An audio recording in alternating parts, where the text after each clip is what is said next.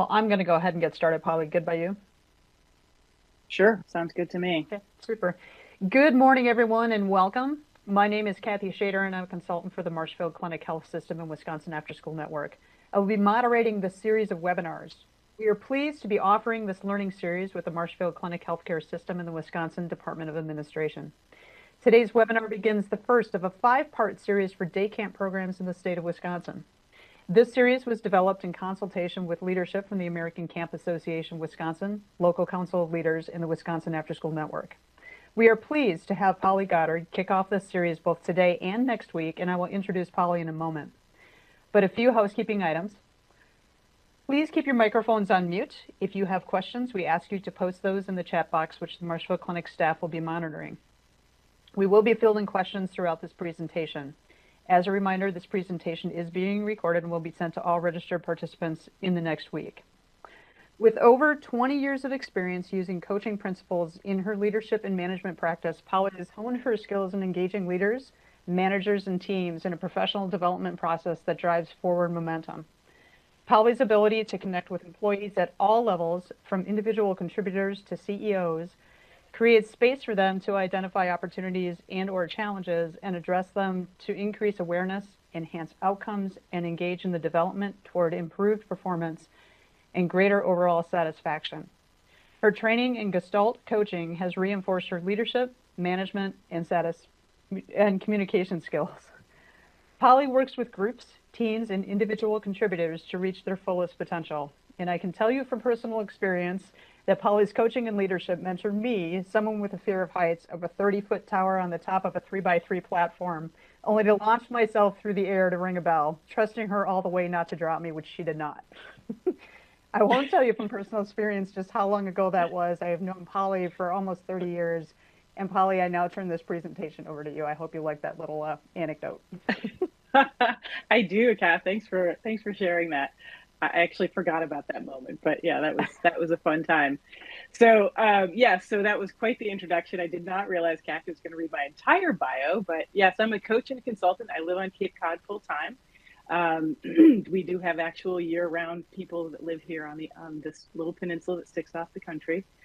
And I've been doing leadership and coaching for, well, I guess probably really since I was in that adventure education role of leading ropes courses and team building and those kinds of things.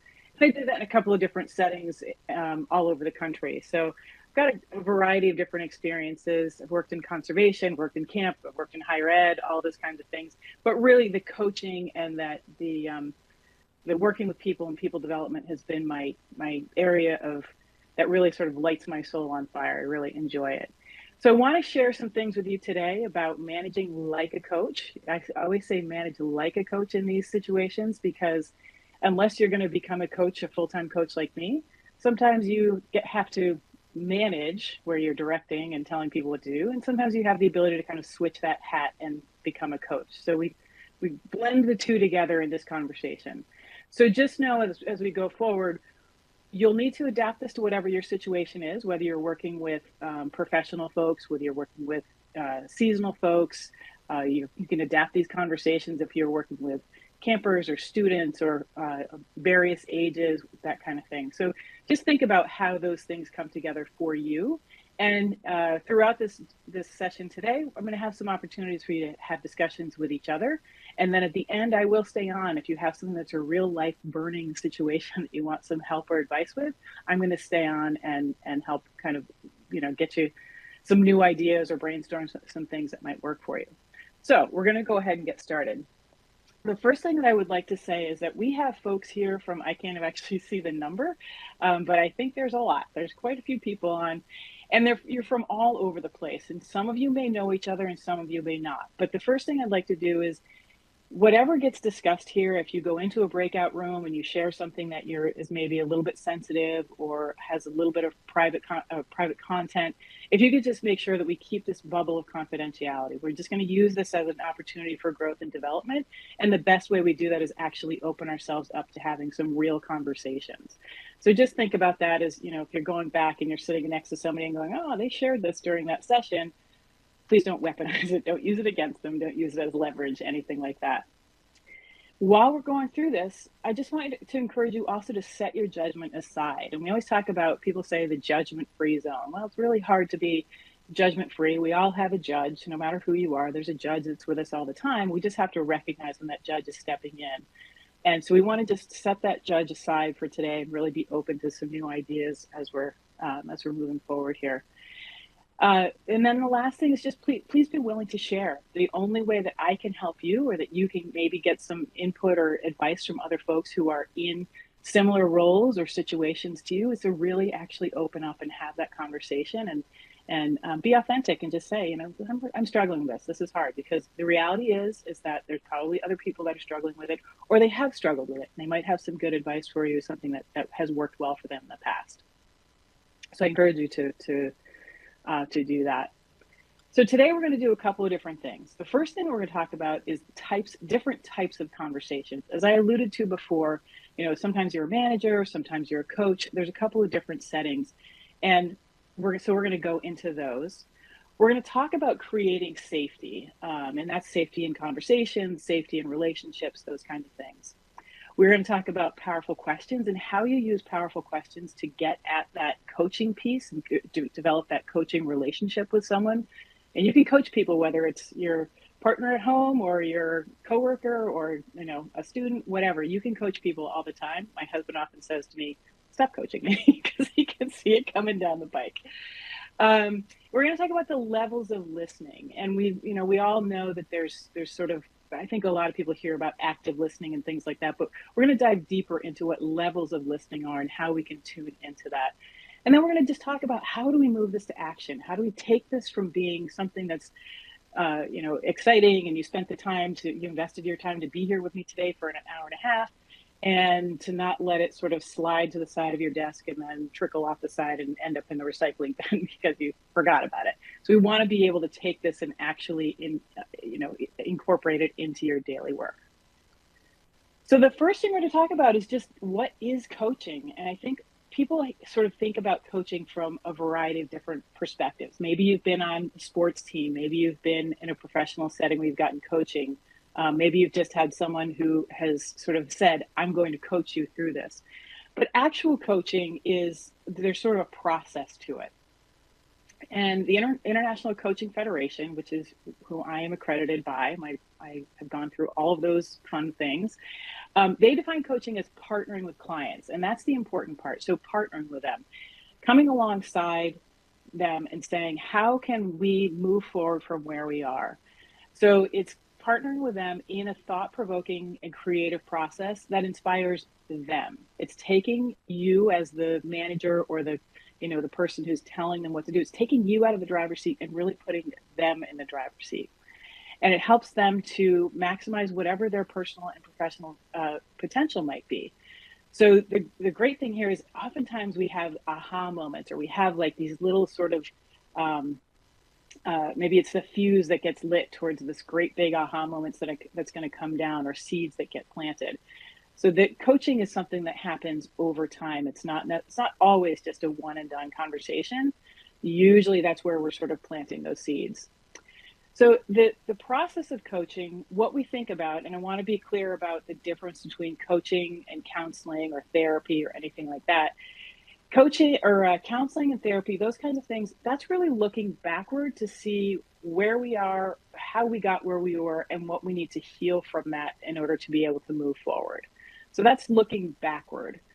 Coaching is really about seeing where we are today and how do we move forward? Where are we going from here? Obviously, when you're figuring out where somebody is at the time, you have to look back and say, what are the things that might have gotten them here? But we're not going to go back and heal those things. We're going to use that as information to help us figure out that best way forward. So oftentimes what we're doing when we are coaching is we're not giving people new information necessarily. We're often just sort of allowing people to go into their own experience, their own skills, their own abilities, and tap into something that maybe they haven't had the space to tap into, or they maybe have never been given the permission to tap into before. So when we're coaching, the first thing that we're doing is we're resisting telling. So when we're coaching, we really want our client, and I'm going to use the word client just because I know there's a variety of different folks that you might be working with, But we are resisting telling our client what to do. We want them to come up with I think maybe this is the way forward, or maybe I should try this. And then you can respond through inquiry, and that's asking questions. And we're going to talk more about how to ask questions, but those are open-ended questions. And then listening to understand. That's the important part. Too often we listen to respond, but we really need to listen to understand. And that's a cycle that you go through with coaching in order to help move people forward. As coaches, we have to set our own judgments and our own assumptions and all those things aside. And we also have to set our agenda aside. So that's different from managing. That's when I said managing like a coach is different from just pure coaching. As a pure coach, you can set your own agenda completely aside. As a manager, eventually you do have your own agenda that you have to get to.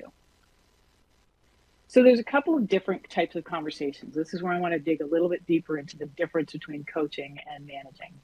So the first one is managing. And when we think about managing somebody, we are actually pushing information. We are coordinating, controlling, organizing, directing. This might be, telling somebody this is due at this time, or this is how I want you to do it, or this is the process that we use, those kinds of things. A really simple example is call Doug and say this. So you're not giving them an option. You're not suggesting it. This is what you are telling them to do. So you are pushing information. There's not a whole lot of, there may be some give and take, but at the end of the day, you are the person who's making the decisions about how they're going to move forward. Mentoring is also pushing information, but it's pushing it in a different way. This is where you're going to actually be showing how to do something, role modeling, maybe advocating for somebody. This is where you might say something like, what's worked well for me in the past is, or have you considered trying this, those kinds of things. So you can see the first one is call Doug and say this. The second one is, here's how I would approach Doug. So I'm not telling you to do it, but this is something that maybe has worked well for me in the past. And so here's how I would approach Doug on this topic. Coaching this is where we sort of flip, and coaching is about pulling information. This is where we think about bringing that client to the forefront and allowing them to be in that driver's seat of the conversation so that you can have them really engage in creating that path forward. So it gives them the opportunity to experience their world. What that means is that I want to hear what their experience is. I want to know what they are struggling with, what maybe is holding them back, where they're getting frustrated, what those things are. I'm going to convey to them that I actually believe that they can figure this out. We may not figure it out over, in one session or in one conversation, but I do believe that they have the skills and the abilities to be able to do that. We want to open up to possibilities. So that might be a conversation where you're saying, what are the things that you've tried? If you had a magic wand, what would how would you fix the situation, or how would you move forward? Those kinds of things. The gaining insight, encouraging, inspiring, all of those things that are here on the screen, that all plays into that coaching relationship. But again, it's them in the driver's seat, and you as the coach being that, I hate the word cheerleader because takes on a different connotation, but really you are just sort of like, you can do this. I believe you can do this. Let me ask you some questions that will help you clear the path to understand that. So an example of what you might say is, it seems like this is hard to address with Doug. What's coming up for you? So that your client might say something like, well, Doug has been aggressive with me in the past, or Doug has really shut down my ideas in the past, or, those kinds of things. So that then you, as the coach, can dig in and understand what has happened. Why was Doug aggressive? Is there something more that needs to be looked at there? When Doug has shut you down in the past, is it that you are approaching him when he's in the middle of something? Is there, all of those kinds of questions, you can kind of dig deeper and figure out what's going on. And oftentimes out of that conversation, the client will say, oh yeah, I realized that Doug was right in the middle of that big project and that was not a great time to bring that to him. So maybe I should wait until that's over, or select a different time, those kinds of things. So when we think about when and where to coach, I will say this over and over again. It's just like performance evaluations. If you're saving all of your performance evaluation conversations to that one time a year when you're doing performance evaluations, you're doing a disservice both to yourself as the manager or the leader of these folks, and also to that person, because you want to really be creating and developing this ongoing growth and development process. We're going to talk next week. I'm doing a session on feedback, taking the out of feedback. So that's part of that whole idea of we want to have ongoing conversations with people so that those micro shifts can happen along the way. It's not you've been doing this wrong all year long and now I'm telling you that it's wrong and you have to fix it right now, or all season long, or whatever those things are.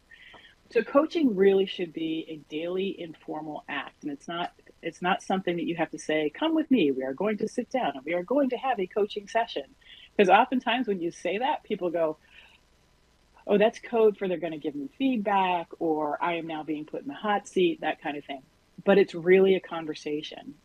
You can say, how did that go for you? What went well in that project? Or how would you handle that differently next time? Those kinds of questions, those are coaching questions. There's no magic secret sauce that once you get accredited or certified as a coach, that they go, okay, here are the questions that only coaches are allowed to ask. Nope, human beings can ask them anytime. So what I want to do is I want to go into a breakout room, and I want to give you probably about 7 or 8 minutes to have a discussion about creating a safe environment. So when we're thinking about having those coaching relationships, it's really important to think about how do we have that in a way that people can open up, that they can show up and be there and be vulnerable and share themselves in a way that they're actually going to be able to move forward. So creating that safe environment is really important. So I'm going to have you guys go into a breakout room, and I don't have the technology to do that. So I have a wizard behind the scenes who's going to handle that for me. We're going to have 4 or 5, maybe 6 people or so in each of the breakout rooms. And what I want you to think about is think of a time where somebody helped you feel safe. Maybe it was, a leader, maybe it was somebody that was on your team, maybe it was a partner, whatever it might be. But what was it that was present for you in that situation? What did they do? What was it specifically that they did? And then also, what didn't they do? So maybe, not necessarily what was absent, but what didn't they do? Did they intentionally avoid something or intentionally do something to that end? So in that breakout room, I'm going to have you go ahead and brainstorm just an idea or just a list of all of those things that have worked well for you. What was present? What did they do? What didn't they do? All of that. Create that together, and then we're going to come back and do a quick debrief as a group. Does anybody have any questions before you go into the breakout room? Hey, this is Ryan from Media Services. I got questions on how you want me to set this up. How long do you want it to go till? Oh, yeah. So if you can set it up for 8 minutes. Okay, and then I have it so that I'm not a WebEx user. So. Okay, I have it set so that it automatically assigns people to a room just randomly. Is that fine? Perfect. Yep, that's fine. As long as there's 4 to 5 people, maybe 6 people, and they go for 8 minutes. Before we go into that, I don't see the chat. I'm hoping that if there's any questions there that. Excuse me, sorry, Polly. Right now there are none. So none. Yep. Okay, perfect. Very good. All right, so we're going to go ahead and do that, and just make sure that you're having a conversation. The first minute or two, just introduce yourselves. Do that. Take that moment to create that relationship with each other a little bit. Pardon me? Okay. All right. So Ryan, I'm going to go ahead and let you do your magic, and I will be here if anybody has any questions. All right. Looks like everybody's back, right? Yeah. Good. I love when the popcorn happens and all these faces pop up.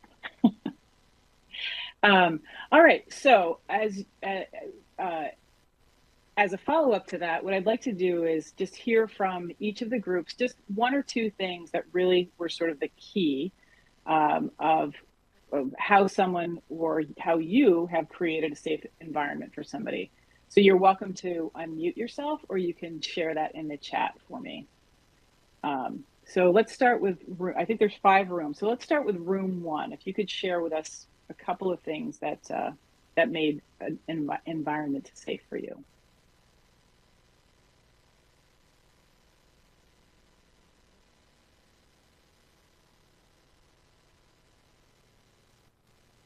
I don't have the list of who was in each room, so I can't call on anybody. I don't know what the number was for my room. Oh, okay. All right. Forget it. We'll just have a couple people pop in. If you don't know your room, that's okay.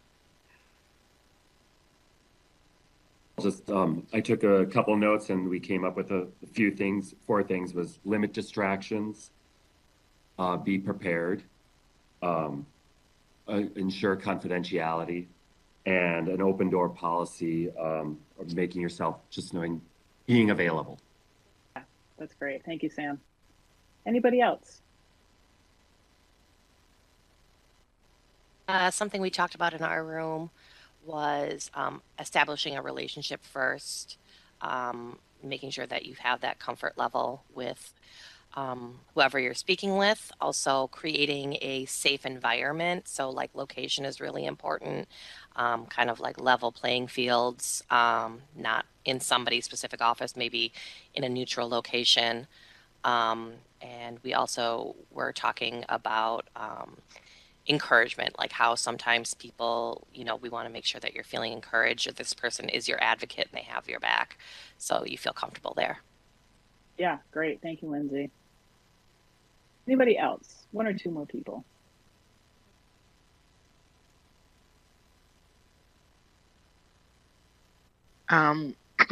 We were just talking about the approach to the people or the situation, and being empathetic about whatever the situation is that you're bringing to the person, and understanding that there are different responses from different people, but being as empathetic to be able to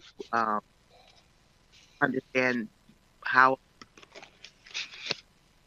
they approach with it so that they can receive, not block it. Yeah, that's great. Thank you. I think that was Nikita, but I'm kind of bouncing back and forth on speakers. So thank you. Thank you, whoever that was. And is there one more person who'd like to share? Denise, I see you're unmuted as well. Were you preparing to share? Oh, no, thank you. Okay. Anybody else that would like to share?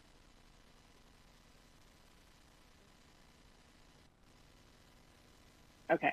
All right. So those are all really great things to be thinking about. And I'll give you an example of some times that I've been on the receiving end of somebody making me feel very comfortable, and then also working with a client. So on the receiving end, when I was a young professional, I was in the fire department. I was taking some other courses outside. I was working my full-time job. I was doing a bunch of different things. And so I was really distracted. And I had my boss came to me and he said, he was great. I really enjoyed working for him. And he said to me, I'm getting the impression that you don't like working here anymore. And I went, what? where did you get that impression? And it was because I was distracted. I had a lot going on. I didn't appear to him to be really showing up in the way that I really should be at work. And so for me, that was a very welcoming way to have that conversation. Because the next thing he said was, if that's not the impression that you want me to have, what impression do you want me to have? And that was like, bing, that was a really incredible coaching moment for me. I didn't know it was a coaching moment at the time. But for me, it was he didn't box me in. He didn't create a judgment about the fact that I was distracted, or he didn't make any assumptions, those kinds of things. He asked me a simple question, and that brought to the forefront for me that I was showing up in a way that I didn't really want to be showing up. And so I wanted to change that impression. And then we got into it because he said it in such a way that created an openness for conversation. I was able to have, to talk with him very openly about what was happening for me, why I was so distracted, and what I could do to get back on track and to ensure that I was showing up in the way that I wanted to, and that he wanted me to as well. So that was a really powerful conversation with me that created that safe environment. Another one that I can think of is with one of my coaching clients. she came to me and she said she was a manager of a call center. It wasn't a huge call center, maybe 20 or so people in the call center. And she said, this woman, she's driving me nuts. I gotta fire her. I can't stand it anymore. And I said to her, okay, tell me what you know about her. And she said, well, she's worked here 13 years. Okay. What else do you know about her? She knew nothing about her. She worked there 13 years. Her name was, I don't remember what her name was. And she was in the call center team. And that was pretty much all she knew about her. She wasn't doing one-on-one meetings with her. She wasn't providing any access to herself from this person. And so my assignment, I don't like to say assignment, but my assignment for her, for my client, was to go back and do some one-on-ones with this woman and start to get to know her. Just ask her some questions about what was going on. A few weeks later, my client came back to the session and she was a whole new person. And she had this aha moment by having the conversation with this woman that the woman was really dissatisfied, and therefore she was cranky and all those kinds of things. And it all came down to geography. It was a call center where her desk was located kind of around the corner in a nook away from everybody else in the call center. And so everybody in the call center, they were all chatting all day and they were having coffee together and they were going out to lunch together, doing all these things. And because she was located around the corner, she felt really isolated and she felt like she wasn't part of the team and therefore wasn't feeling valued and all those kinds of things. It was a very simple conversation that opened up this whole thing of, oh, I didn't realize you were feeling that way, which was carrying out in all these different, behaviors and relationship impacts and those kinds of things. And so it really was as easy as they rearranged the call center and brought her over, and it was a night and day change. So by even opening the door, and sometimes we talk about the open door policy, we have to know also as managers or as coaches when we need to pull people through that door, when we have to reach out and say, I think we need to have a conversation, and doing it in a way that's not like, you're in trouble, come sit down, but really just inviting them into a conversation. And we have to, when we're having these conversations, we have to think about how we change our hats, especially if you are a manager or a mentor or a coach. You will switch between those different roles at different times. And I actually physically, when I had a team, I would actually say, okay, I'm taking off my manager hat right now. And I would do this physical movement. I'm taking off my management hat right now and I'm putting on my coaching hat, because there was something about that visual for people that helped them realize that, okay, now I'm really switching the role. I want to hear what you have to say. I want to be there for you in this conversation. So a couple of other things, we talked about some of these.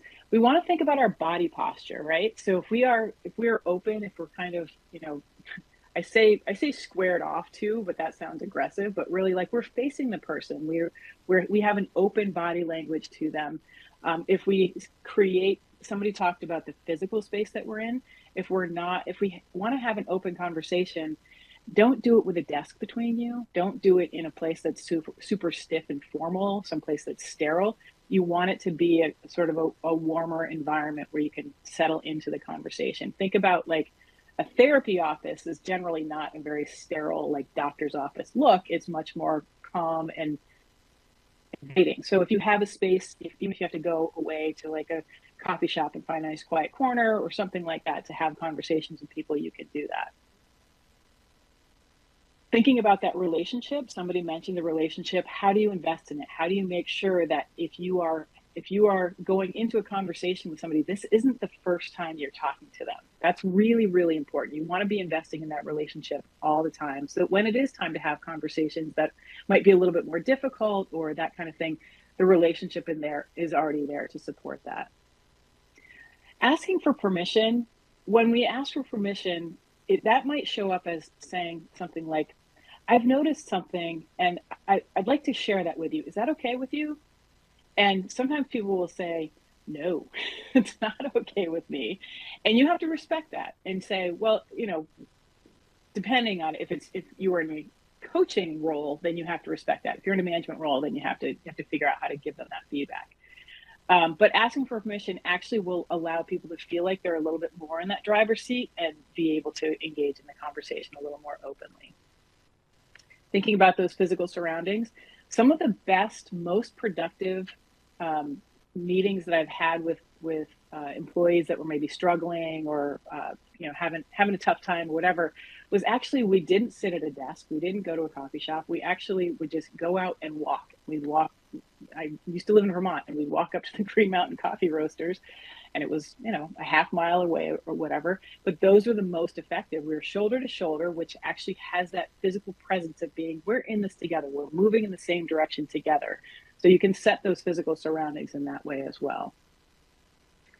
Creating that sense of empathy. I'm here with you. I heard somebody say something very similar to this. I'm here with you. Empathy doesn't mean that you're going to take on what's going on with them, but it's just, I hear you. I understand that this is going on for you. And that non-judgment, again, just setting that judgment aside, because we don't really know what people are bringing into an experience or into a relationship or into even this coaching relationship. I've had staff members who, even after they worked with me for 5 years, and I have this very open way about me and my management style, all those kinds of things, anytime I'd say, hey, Laura, can you give me a call this afternoon? She would show up and she would be in that, like, she would just tremble. And I said, Laura, why do you still tremble when I tell you I want you to give me a call? And she goes, because my past supervisor, anytime she said, can you give me a call today, I was in so much trouble. And she just brought that with her, despite all those years of me trying to break that habit and see me differently. Good intentions. And what we say about good intentions is, number one, as we're going in and we're giving feedback, or we're having these conversations, we're engaging in this coaching relationship, we have to go into it with good intentions. We want to help this person move forward. We're not here to stump them. We're not here to drag them down, to trick them, or do anything like that. We really have good intentions about helping them. The other part of that is assuming that they have good intentions. So as a Gestalt coach, we believe that people are doing the best they can with what they have at that time. And so if you go into things believing that about people, truly believing that about people, then you are most likely going to get the best of them once they become confident in that. All right, so powerful questions. This is really the secret sauce of coaching. And the reason that we talk about powerful questions is because it's an opportunity for us to sort of generate some curiosity with people and get people to kind of dig a little bit deeper.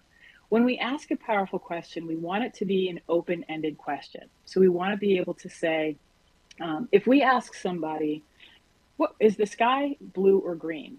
They're going to say either blue or green. If we say, what color is the sky? They're going to choose from the whole palette of colors to describe what color that sky is. The idea here is that's a sort of simplistic way of saying, when you give somebody multiple choice answers, they're going to pick one of those answers. If you ask them an open-ended question and allow them to formulate their answers, then they will come up with what is actually genuine or true to them, or what their experience is.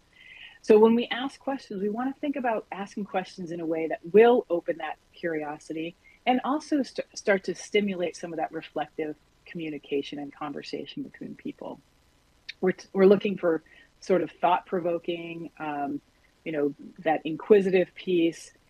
We want to be able to also surface any kind of underlying assumptions, whether they're our own or they are of the person we're coaching with. So asking questions that will bring that forward, and then listening, really listening to understand where they're coming from is really important.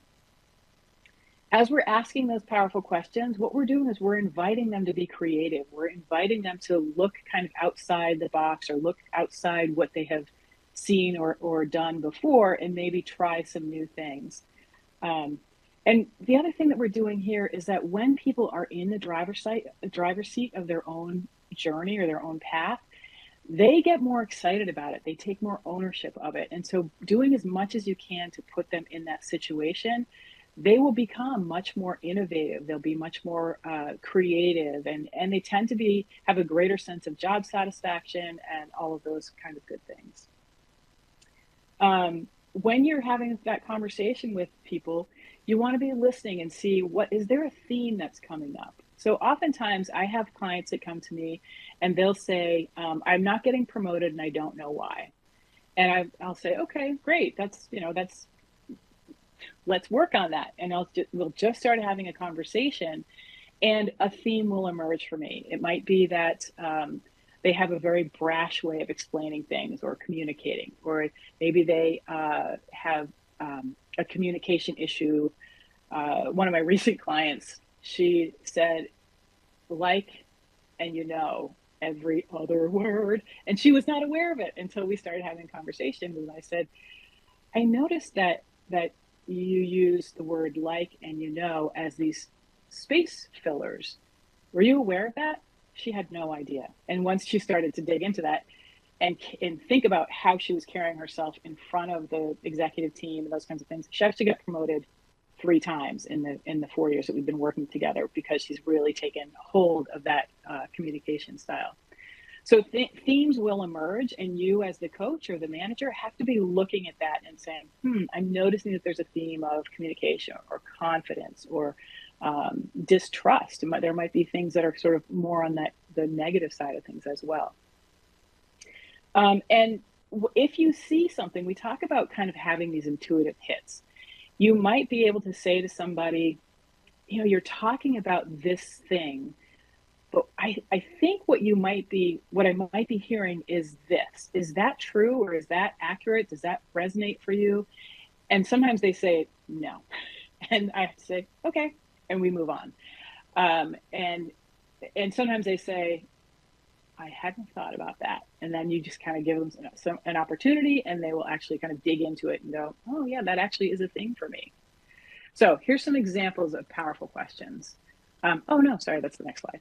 So what they do is they create that shift in perspective. They put you on the same team in terms of collaboration. They create some resonance between people of, asking those questions that really drive them to think deeper.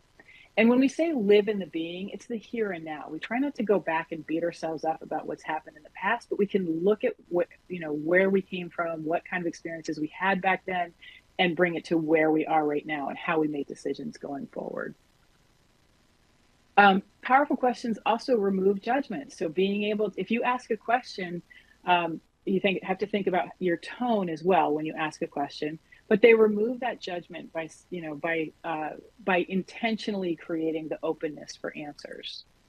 They also remove the assumptions and the agendas. Again, I talked about how, as the coach, when you're in a pure coaching relationship, you can take away the agenda. When you're in a managing like a coach, putting those two things together, you often do have an agenda that you have to kind of keep in mind as you're going forward.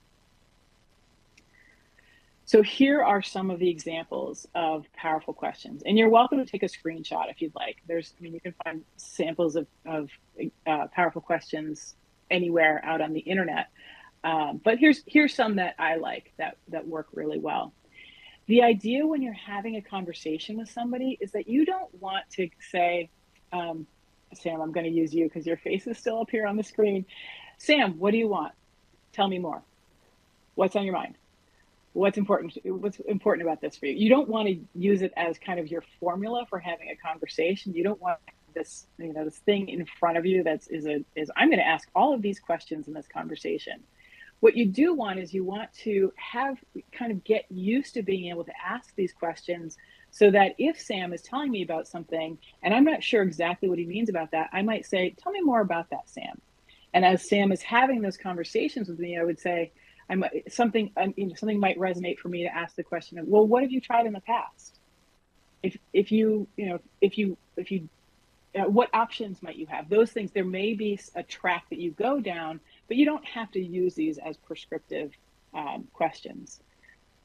Important about asking questions is, and I really liked, I started my professional coaching career only coaching on the phone, and that's a little trickier. I really like to have face-to-face, so I love coaching. I do almost all my coaching on Zoom or in person.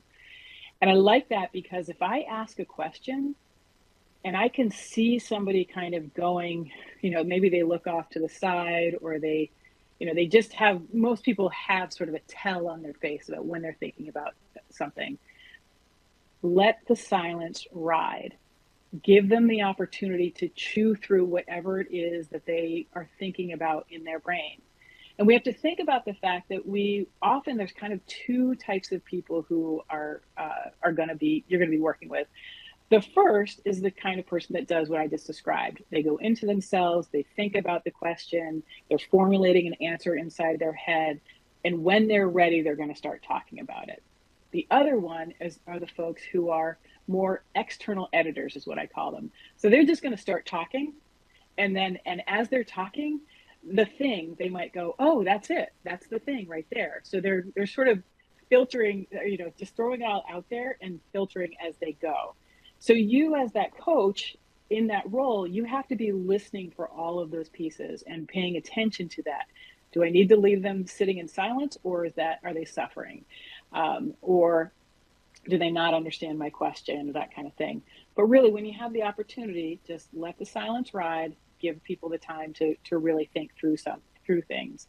And sometimes I will ask a question in one session that somebody says, I need time to think about that. And they'll come back a week or 2 or 3 weeks later and say, I've been thinking about that, and here's my answer. And me as a coach, I can't be like, no, before this session is over, you have to have an answer for that. Again, that's my agenda, not fair to them.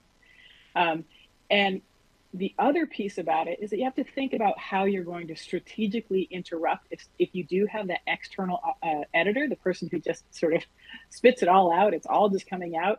You have to be able to be comfortable to say, oh, I just heard something there. Can we go a little deeper on that? I'm curious about this thing. So that you're not, they're not spending 45 minutes answering a question that you never then have the chance to dig in deeper on anything. So these are a bunch of different questions that you might be able to use.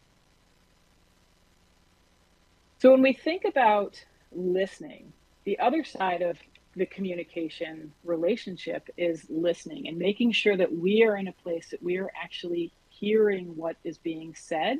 And listening goes much deeper than the verbal exchange of words. It's really about reading the body language. It's reading that tone. Is there, this is why when you're on the phone, it can be tricky because you may not be picking up exactly what some of those body language cues might be.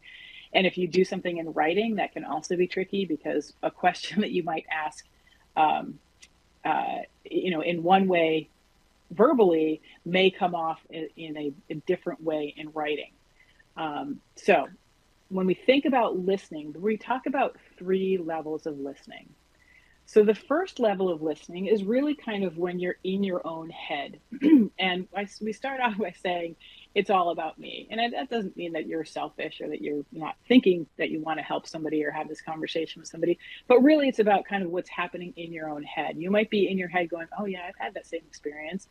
And, wanting to say, oh, well, when I did that, or when I had that happen to me, this is what I did, or this is how I approached it. But so there's a lot happening in your head. You might also be having some negative self-talk. The negative self-talk is the piece that says, oh, am I good enough? Am I going to be able to coach them? Am I going to come up with a good question? What should I ask them next? All those kinds of things that happens in our head. That's also part of that inner dialogue that, saying to ourselves all of the things that we all have conversations in our head that can either help us or can maybe set us back or keep us from fully engaging. Being partially present, and that's that, oh, do I have my phone open? Am I sitting with my computer so that whenever an email pops up, it's catching my eye, those kinds of things. Or selective listening. And that selective listening piece might be, I asked them a question about A, and I only want to hear the parts that relate to A. Whereas if you were listening to the whole thing, you would hear how A relates to B, relates to C, and how D is the kind of overarching theme for all of those things. So that selective listening can actually box you out of having a full and rich conversation with people.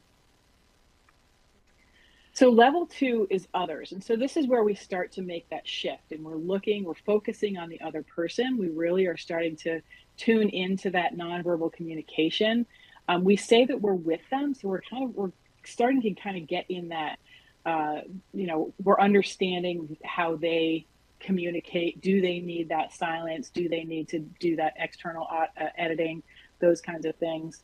We're starting to get into that place of curiosity and resonance because we're not allowing the self-talk to happen. We're actually in a place where we can have questions develop from what the person is saying and how we're listening to them, we're paying attention and we're asking clarifying questions.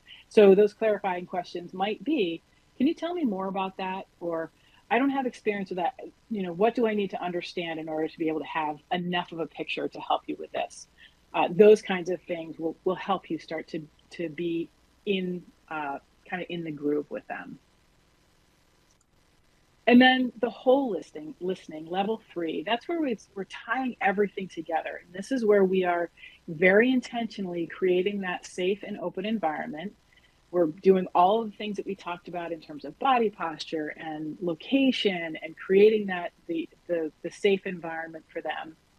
We might be noticing and naming things. And that's when we say things like, I've noticed that communication has come up a few different times, or I've noticed that when you talk about yourself as a leader, you say, I think, rather than I know. Starting to name those things, because oftentimes people don't realize that about themselves. I don't realize how much I'm giving away of myself when I say, I think this is what we should do. I think, maybe, probably, could we possibly, those suggestion kind of things. That's giving away a lot of your power as a leader when really this is the thing to do. And so us as coaches can notice and name that, and that will help people to begin identifying those things. Identifying what isn't being said is an important part of this listening level as well. And so there might be things that are happening that you, in your sort of, because you're in tune with what's happening, you might say something like, I noticed that you're talking about this part.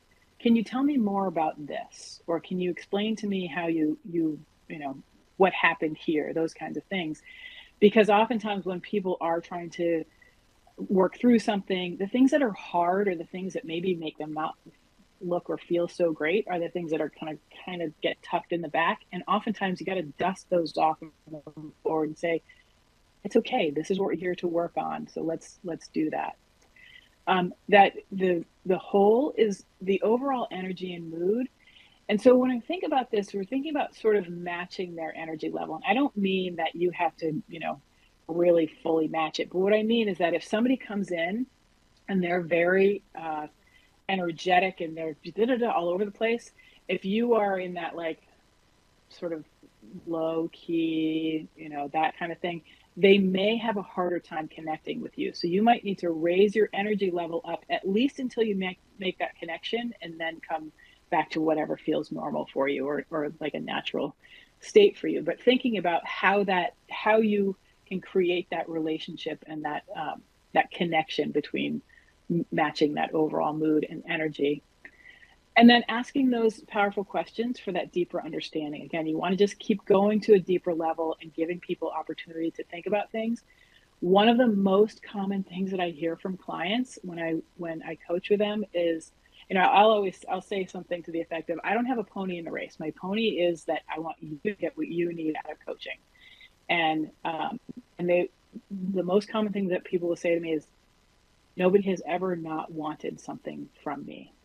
My partner wants something, my boss wants something, the little league team that I coach wants something. Everybody wants something from me. And so to have a person who is there for you, who's actually listening, who doesn't want something from you except for what you want for yourself, is a very unique experience, and oftentimes can create like a, really, are you sure? And there's a little bit of, the trust work that needs to happen there.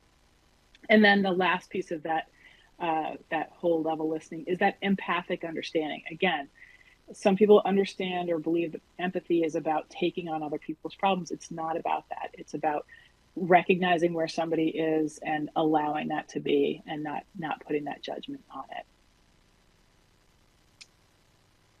All right. So where are we here? I get rolling and then I'm like, what are we talking about here? where are we going next? All right. So with listening, we talk about a variety of different listening tips. And I think probably most of these are going to be familiar if you've ever done any kind of work with active listening. So the first is being present and just putting away all of the distractions that might be there. It might be if you have an office where maybe there's a window and people always are passing by the window. maybe reorient yourself so you can be more present, or shut your computer off, or put your phone away, whatever those things are that you need to do to be present. Getting curious, really setting that judgment aside, assumption free, and then considering all of the possibilities. So when somebody's talking to you, if you are in your head going, oh, I know exactly what they mean by that, that's where you should sort of question that assumption and say, maybe I don't. Can you tell me more about that? And then you can start to bring in what those other possibilities might be of what they mean or where they're headed in that conversation. Thinking about that listening posture, we talked about that in terms of creating a safe environment, but also in terms of listening. It really conveys where you are in the levels of listening based on your posture. If you're turned away from them, if you're kind of slumped off to the side, if you're tipped back, there's a lot of different ways that your body can carry a message that you don't intend. Eliminating distractions, we talked about that. And then center before you enter. What that means, particularly if it's going to be potentially a bit more of a difficult conversation, or you're coming out of some place that maybe was hard, maybe you were having a difficult conversation with somebody else and you're stepping into this conversation with somebody, just take that 10 seconds or a minute or whatever it is that however long it takes, or whatever that practice might be for you. Maybe it's just taking 10 deep breaths, or repeating a mantra to yourself, or whatever it might be, but just kind of get in the place where you can be with this person in the conversation. We talked about interrupting strategically, and that's really important. We want to be able to not let people kind of there are certain people who really will get on a roll and they'll be telling you the whole thing. And so you have to be thinking about, how can I interrupt strategically? And one of the things that I will often do is I'll set that expectation at the beginning of the conversation by saying, I want to hear everything you have to say, but there are probably going to be some things that pop out to me, and I'd like to interrupt you as we go along. If I hear those things, is that okay with you? And most people will say, yeah, of course.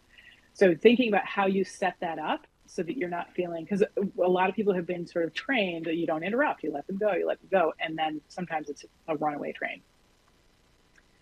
Reacting to the message and not the person is really, really important. So this is part of the center before you enter, especially if there's somebody that they kind of rub you the wrong way, or maybe you've had a tough relationship with them in the past. Making sure that you are listening to understand what the message is, and not shutting down or creating some assumptions around who that person is and what they're bringing to the table. I say it all the time: listen to understand, not to respond. If you find yourself, when somebody is talking to you and you're thinking about the next question you're going to ask, or God, where did they get that idea from? Or, whatever those things are, you're not in that listening to understand. If you need to ask a question to clarify, to understand what people are saying or doing, then this is how you can do that and stay in tune with them. Hey, Polly, there's a question in the chat. Can we throw that at you? Oh, sure. Yeah. Or you can read it, one of the two. Okay. How do you balance the needs of various hats you have to wear, holding staff accountable and responsible to the needs of their job, and trying to coach them to do better or more? And that was from Lindsay. That's a great question, Lindsay. Yeah. So that is a tricky one to find the balance, but you have to practice it. It really, really takes practice. And part of it is in communicating with your team about, like I say, when you want to switch your hats between, this is when I'm telling you what you need to do, this is when I'm managing, and this is when I'm coaching. That can be a really important distinction for you. And for you, you have to be able to take a look at what is coming up, what's happening. I'll give you an example. So I had a gal on my team, and she was on another person's team, and she was driving that team leader crazy because she would come back with 100,000 questions every day. And so that team leader said, I can't do this anymore. So they put her on my team. And I, admittedly so, went, oh boy, great. She's going to be on my team. She's going to take up a lot of my time. And when I started to listen to her questions, I realized that her questions were about confidence. And so instead of me answering all of her questions, I would ask her, if I weren't here, what decision would you make, or what answer would you? This is what we're working in higher ed, so supporting students. What answer would you give the student if I weren't here to answer that? And suddenly the power shifted, and she, not the power, but her confidence shifted, and she realized, oh, I actually do know these answers. So for me, I started really in that management role of telling her, guiding her, creating that, the accountability thing for her. And then as we progressed through time, we created a relationship where I knew she had the answer. So I had to kind of put her, bit by bit. I couldn't just throw her in the deep end, because she was one of the kind of people she would just panic. She was really quite a perfectionist. Excellent at her job, but just panic if she was on her own. So bit by bit, we were shifting that. So you have to read the room in terms of who the people are, how you can create that relationship, and then how you can shift and move back and forth between those two positions. Does that help, Lindsay? If not, I'm happy to talk more about that.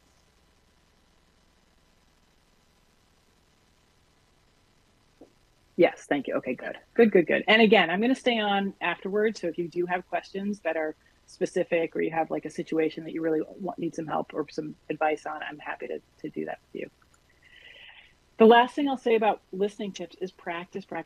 So whether it's at home or, in team meetings or whatever it might be, just practice that listening and tuning in and paying attention to when you might be getting distracted, maybe, when you've had enough of listening and your brain starts to go someplace else. Just practice that retuning in and drawing your attention back into the listening. All right, so we have covered a lot of material, and I want to give you about 10 minutes. We're going to send you out into rooms of 2 to 3 or 3 to 4. Ryan, whatever works for you is fine with me. Again, it doesn't have to be the same groups that you were in before. You can just automatically send folks into groups. What I'd like you to do is to discuss a situation that you're facing, or one that you've had in the past, or one that you think might be on the horizon for you, that you think coaching might actually be a way forward with that situation. And if you have already had it, think about what would you do differently, or think about how you might use coaching in this situation that's coming up. So again, you can take a screenshot of this if you'd like to, but this is the real world kind of, it's always great to have theoretical things that we talk about in training, but we want to be able to do this real world discussion so you can actually walk out of here with a nugget that maybe is helpful for you. So we're going to send you into the breakout rooms for about 10 minutes. And I want everybody to be able to have a conversation, have a voice in the room about something that they are dealing with, that they have dealt with, that they feel like coaching could have been helpful, and how they would have done it differently, or how they might handle it going forward. Does anybody have any questions before we go into the breakout room?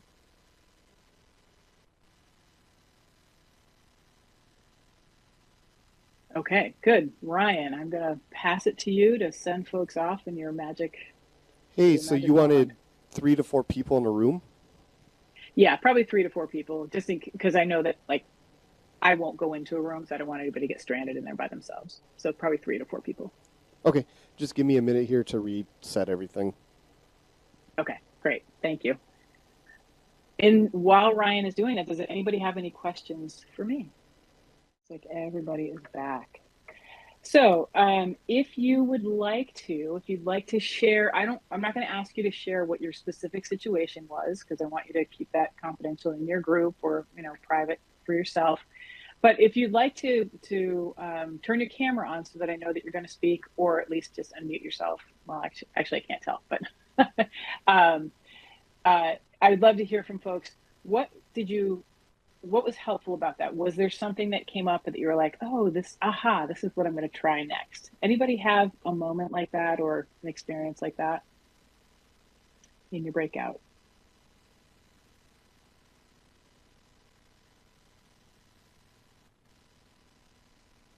You're welcome to just unmute yourself and share. And for anybody who doesn't want to share that way, you can also share in the chat.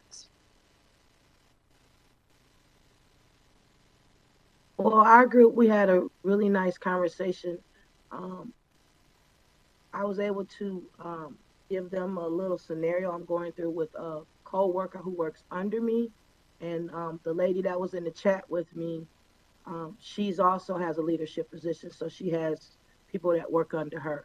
So we were able to discuss some strategies on how you can coach, and some nuggets to use in next conversations, or just how I could work out a situation to where the subordinate feels during the culture moment they feel like they're being attacked, or they just don't take well to the constructive criticism.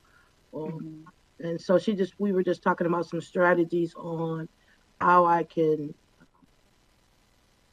I don't know, revise the coaching or bring it up, or Sure. just just different ways to look at the views of uh, from the co-worker standpoint. And Mm-hmm. Good. Good. Thank you for sharing that. Anybody else?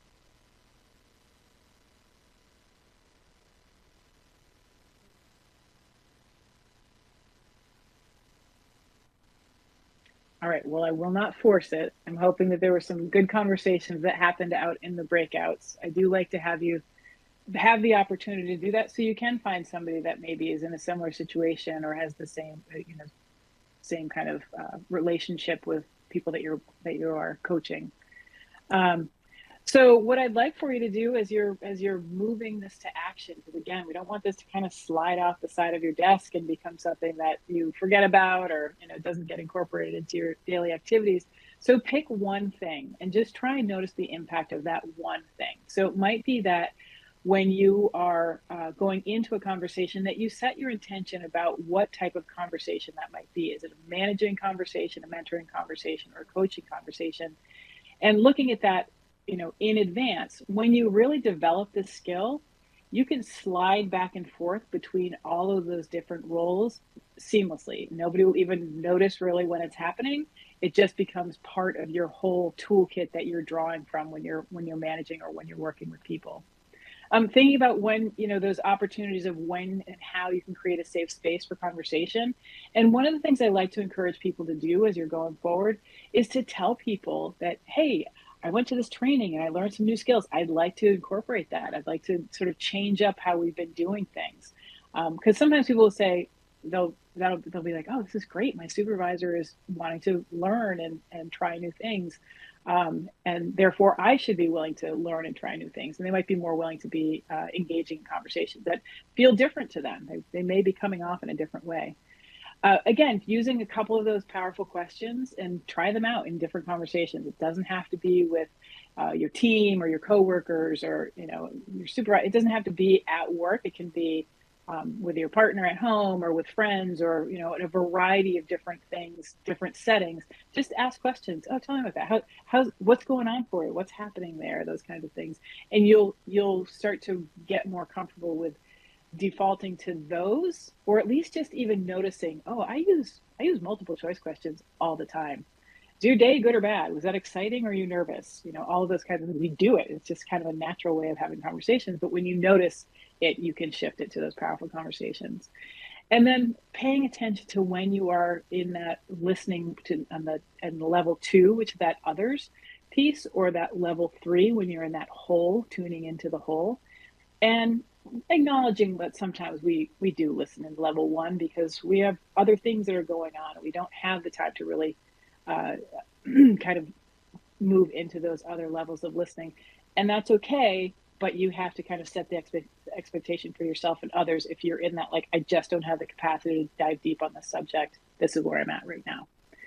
So that's what I would encourage in terms of taking this and putting it into some action in your daily lives. And I have appreciated everybody being here with me. This is how you can reach me if you ever need to. I'm on Cape Cod, but I work with clients all over the world, really. I'm happy to have conversations with folks, even if it's just a couple of ideas here and there. So thanks so much for being with me today. I'm going to stick around after the session, but I'll have to wrap it up probably about 12:45 or so. But I'm going to pass it back to Kathy now. Super. Wow, Polly, thanks so much. I think that was really excellent information that you shared and really good tips, tricks, techniques. And we all know that this is a constant evolving process for all of us in different levels, right? So if you all have further questions regarding today's webinar, please email the Wisconsin After School Network at the email address that will be shortly provided in the chat box. More information about this series of professional development opportunities, in addition to this learning series, can be found on the Wisconsin After School Network website, and their web address will also be posted. Our next day camp webinar will be next Wednesday, April 27th, and Polly will be again facilitating another great webinar for us, this time on giving and receiving feedback, something we can, at least I can always learn more about. So we encourage you to participate in this discussion as we continue to work to provide quality out of school time and day camp opportunities for kids and families. Polly will stay on for a short while, as she said, if you want to talk directly with her one-on-one. Thank you for your participation on today's webinar and for the work you do on behalf of all the kids and families in your programs. Thanks so much. Polly, thank you again. Thank you. It's fun. Stay dry out there, everyone. I hear warm weather's coming.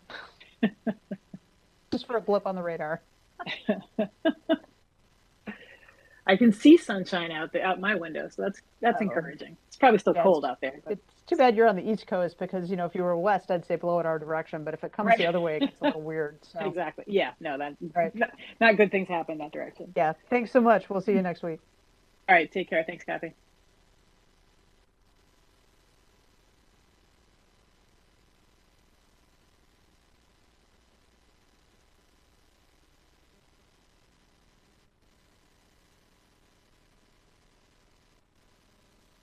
Holly? Yes.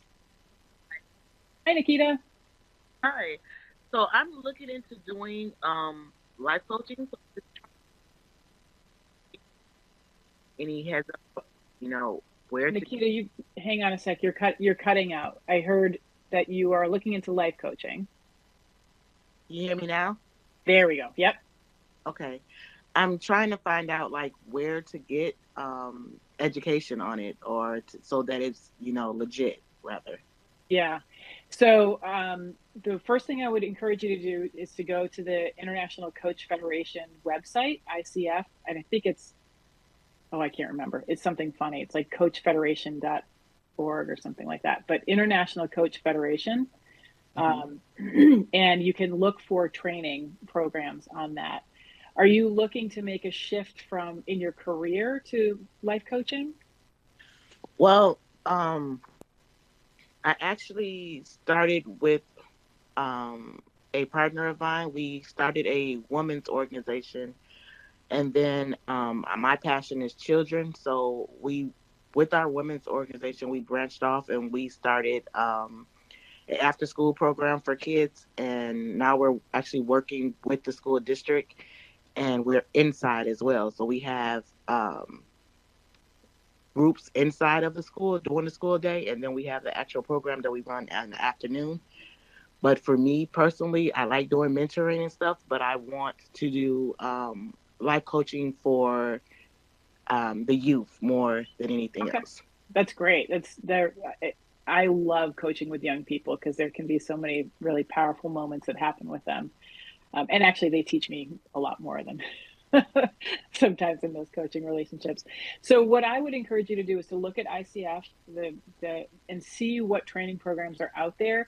There are training programs that might be, a short period of time in order to get your education. And what I'll sort of caution you about is that there are certified programs and then there are accredited certified programs. So depending on, it sounds like you want to use it mostly internally for this program that you are already running.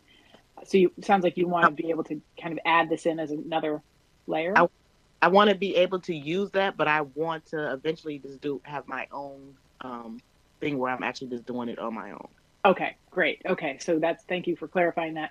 So what I would say, actually, let me just stop sharing the screen so I can hopefully see your face a little better. There we go. Okay, better. Oh, much better. So what I would recommend for you to do is to find a program that has an accredited that it is accredited by the ICF. Because there are a lot of programs out there that will train you to be a life coach, and you can do it in 8 hours over a weekend or something like that. In my opinion, those folks do not get the foundations that they really need to actually be able to serve clients in a way that is effective and actually there is sort of it's not a formula, but there's a coaching process that you need to learn in order to be able to be with a client and help them really reach the goals that they set for themselves. A lot of people say, I'm a coach because I give good advice. And those make me go, no, you're not a coach. You're a mentor. Maybe you're a manager. So I would look for those programs. And there are programs to fit kind of every budget. You can go, some of them are $12,000 for an accredited certified program. But those will set you up for getting accredited through the ICF. Some of those more expensive ones are actually includes more material so that you are in a better position when it goes to the time for accreditation. Some of the big organizations that you can look at are CTI, Coach Training Institute. IPEC is another one. IPEC, and I can't remember what that stands for. And Coach U is another good sized one. U as in the letter U or YOU? Yeah, the letter U, Coach U. It's like Coach University is, I think, what it's kind of implying. So those are kind of the three bigger ones. I'm a Gestalt coach. I lean heavily toward Gestalt because of my philosophy around working with someone as a whole person. Yes. And not having them, like, my belief when I work with somebody is that I'm not coming in to fix you or to tell you that you're wrong or you're doing things wrong. My goal is to help you to develop a bigger range so that you can pull from your toolkit in a variety of different settings. So that's kind of the Gestalt way of approaching things, which is why that resonates for me. But yeah, that's kind of me. I'm also in Bible college, so I have a different outlook on it. I kind of want to do it, but I want to also have a spin to it. Yeah. So I was really wanting the real accreditation. I want the real deal. Yeah. So if you're going to spend the time, you might as well get the real thing. Yes. Yeah.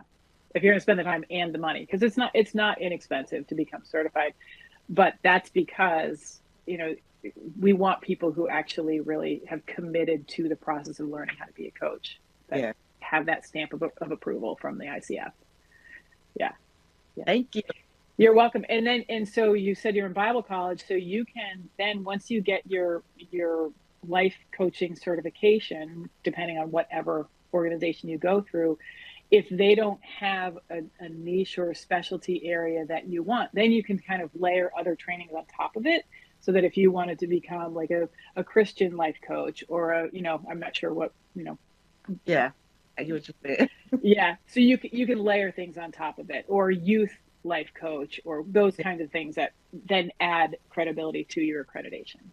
So question, because I was talking to someone as I was just, brainstorming about this and really starting to get it together. So I'm able to do more than because I just feel like with the life coaching, I mean, there's different areas that you can touch different areas with different people. And I want to be able to not just be stuck to only be able to do one thing. I mean, different people need different things. And I just... Yeah, so there's a whole philosophy about choosing a niche to start with.